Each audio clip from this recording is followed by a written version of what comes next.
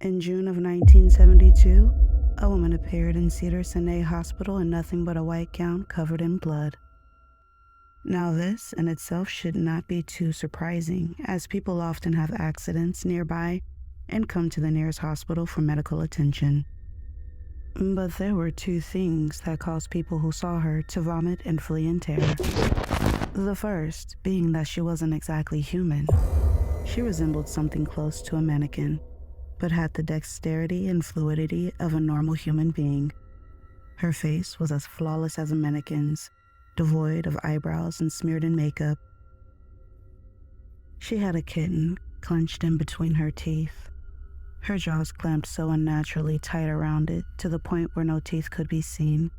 The blood was still squirting out of her gown and onto the floor. She then pulled it out of her mouth, tossed it aside, and collapsed.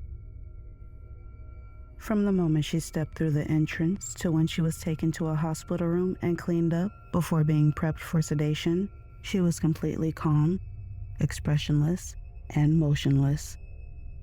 The doctors had thought it best to restrain her until the authorities could arrive, and she did not protest. They were unable to get any kind of response from her. Most staff members felt too uncomfortable to look directly at her for more than a few seconds.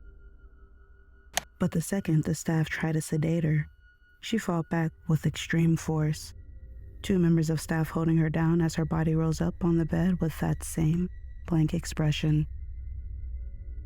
She turned her emotionless eyes towards the male doctor and did something unusual. She smiled. As she did, the female doctor screamed and let go out of shock. In the woman's mouth were not human teeth, but long, sharp spikes, too long for her mouth to close fully without causing any damage. The male doctor stared back at her for a moment before asking, "What are you?" She cracked her neck down to her shoulder to observe him, still smiling. There was a long pause.